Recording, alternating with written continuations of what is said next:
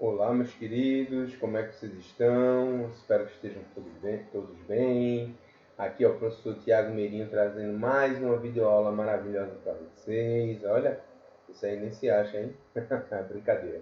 Gente, vamos continuar o nosso assunto e hoje nós vamos continuar falando sobre população, sobre demografia. E hoje nós vamos nos concentrar em algumas das grandes dispersões humanas pelo planeta, o que ajudou a formar o mundo como a gente tem hoje, o que ajudou a formar as sociedades que a gente tem hoje. Nós vivemos em um continente extremamente miscigenado, que são as Américas. A América foi colonizada por europeus durante uma dessas primeiras grandes dispersões da humanidade moderna, que foi a partir do século XV com as grandes navegações. A partir desse século, os portugueses, os espanhóis, os franceses, os ingleses, eles se lançam mar adentro e não só vão até a África e a Ásia, mas chegam ao Novo Mundo, ao chamado Novo Mundo, que eram as Américas. Eles acham a América, né? Como a gente costuma chamar hoje melhor, eles não descobriram nada, ela já estava lá. Eles acham a América e eles começam a colonizar esta América. Então, nesse período, você tem um grande fluxo de migração espontânea de portugueses, de espanhóis, de ingleses, de franceses, de holandeses para essas regiões, essas novas regiões do mundo. Essas pessoas vinham com um único objetivo: enriquecimento. Quer dizer, um único não, porque nós tivemos alguns locais que tiveram colônias de povoamento que, como foi o norte dos Estados Unidos, né, das 13 colônias iniciais, as colônias do norte foram colônias de povoamento, em que os ingleses vieram para o Novo Mundo em busca de uma nova vida, em busca de um lugar novo, de um lugar próspero para ter uma vida nova, uma vida diferente. Mas nas outras nações, a maioria veio para cá para explorar as riquezas e para enriquecer. Isso começou a formar a nossa sociedade, já que quando chegaram aqui, tinham povos nativos que acabaram sendo dizimados, mas parte desse povo se misturou e parte da cultura foi assimilada por nós. Nesse movimento, nós também temos, nesse mesmo período, um tipo de migração triste e forçada. Por que triste, gente? Porque foi o período que nós tivemos a escravidão em larga escala de negros africanos trazidos para trabalhar nas plantations das Américas. Então, nós tivemos essa junção da migração espontânea com a migração forçada desses negros escravizados para aqui, para o nosso continente. Quando a gente vai para o século XIX e o século XX, nós temos mais outro grande movimento migratório, que é marcado por 3 fases diferentes, tá? A primeira fase é aquela no século XIX, quando europeus eles começam a migrar, e até alguns asiáticos, como os japoneses, eles começam a migrar atrás de melhores condições de vida.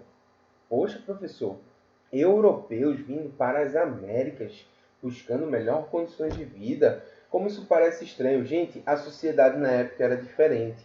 A Europa na época era diferente. A Europa, que estava se desenvolvendo como uma Europa industrial, ela era muito boa para os ricos. As condições de vida nas cidades elas não eram muito boas. Os trabalhos remuneravam pouco, exigiam muito daquela população. Então, buscar aí um novo mundo para tentar alguma oportunidade nova parecia bastante sensato para as pessoas naquela época. A segunda fase ela surge entre a Primeira e a Segunda Guerra Mundial. Foi um período onde as pessoas migraram fugindo da Europa, fugindo desse conflito e fugindo de regimes totalitários, ou seja, regimes ditatoriais, regimes comandados por pessoas como o fascismo na Itália, que tinha Mussolini de frente, o nazismo na Alemanha, que tinha a figura de Hitler, como regimes fascistas também em Portugal, com a figura de Salazar, na Espanha de Franco. Ou seja, as pessoas migravam para buscar condições melhores de vida. E isso se estendeu até a década de 60. Por quê? 60 não, 50, começo de 60. Por quê? Porque o pós-guerra foi um momento muito difícil para a Europa. A reconstrução europeia, a reconstrução da economia europeia. Foi assim, por exemplo, que eu vim parar aqui. Sabe por quê? Porque eu sou filho de portugueses. Portugueses que migraram, que saíram da Europa justamente no período pós-guerra. O meu avô veio para o Brasil com meu pai e meus tios e a minha avó, fugindo da miséria provocada pela Segunda Guerra Mundial. Um terceiro momento que nós temos é o momento pós-anos 70. Que momento é esse? É o momento da globalização. Ou seja, nesse período, os avanços do meio de transporte e dos meios de comunicação, ele possibilitou um maior deslocamento das pessoas no espaço. Então, durante essa era, isso aí surge na década de 70 até hoje, as migrações, elas são fluxos intensos, gente. Sabe por quê? Antes disso, na década de 50 para trás, migrar significava entrar em um navio, passar dias, meses em alto mar para poder chegar no seu destino.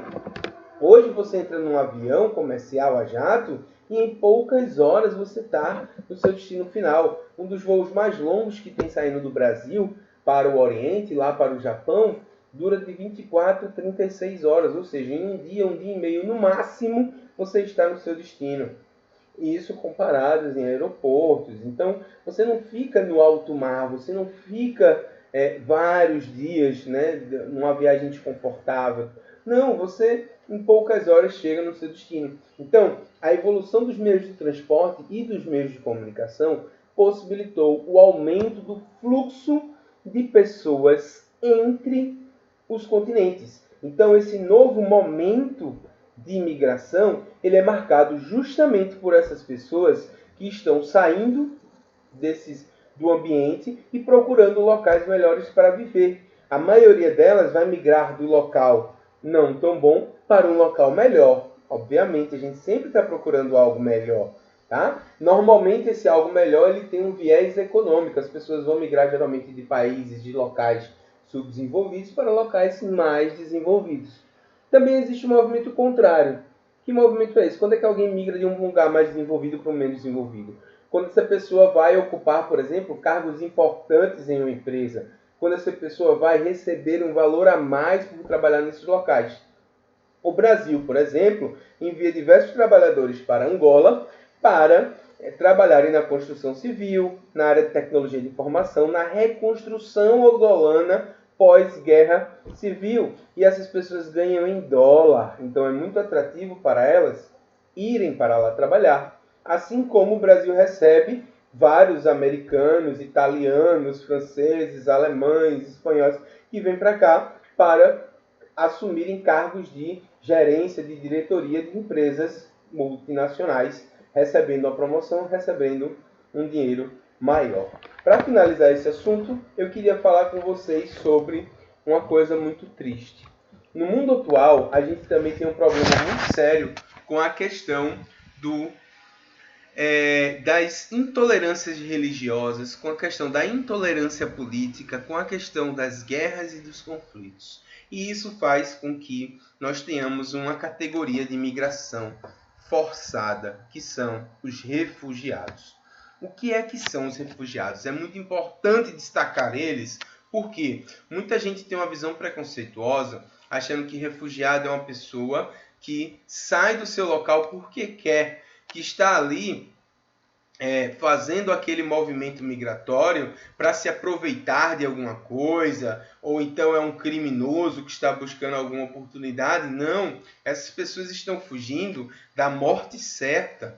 Um refugiado é uma pessoa que ela sai de um país que está em situações de intenso perigo de morte. Então, aquela pessoa é um perseguido político, é um perseguido religioso, é uma minoria étnica que está sendo exterminada, ela vive em um local que está em guerra, ela vive em um local que tem uma grande crise econômica. Isso faz com que a sua vida seja posta em risco. Então, essa pessoa vai migrar, vai fugir desse local na tentativa de encontrar um local melhor para sobreviver, na tentativa de encontrar qualquer lugar. Tanto que quando a gente analisa o país que mais gera refugiados, se a gente olhar os números, a gente não vai ter surpresa quando souber, por exemplo, que a Síria é o país que mais gera refugiados. Mas quando a gente olha o que mais recebe e descobre que é a Turquia, e não a Alemanha, e não os Estados Unidos, e não a Itália, a gente toma um susto. Como assim a Turquia recebe muito refugiado? O Irã recebe muito refugiado? Como assim? Não consigo entender que situação é essa. Sabe por quê? Porque o refugiado ele vai para qualquer lugar onde ele possa sobreviver. Óbvio que ele até poderia preferir viver na Alemanha, mas a Síria, por exemplo, faz fronteira com a Turquia. Então quem está fugindo na guerra na Síria vai para a Turquia e fica lá. Até tenta se deslocar, mas não consegue. Mas só dele estar lá vivo, ele já está melhor do que antes. Que se ele ficasse, era uma situação em que ele com certeza não conseguiria sobreviver, infelizmente. Tá certo? Então, gente, por hoje é só. A atividade que vocês têm para fazer em casa é uma pequena pesquisa. Eu quero que vocês pesquisem quais foram os principais movimentos migratórios que aconteceram de estrangeiros para o Brasil. Então, vocês escrevam quais são os principais países que mandaram estrangeiros e quais foram as regiões que mais receberam esses estrangeiros. E também pesquisem as migrações internas do Brasil, ou seja, quais são as regiões que mais mandam imigrantes e qual é a região que mais recebe imigrantes, tá certo? Um beijão para vocês com todo carinho. Até a próxima aula. Espero que todos continuem bem, tá? E nós ficamos por aqui.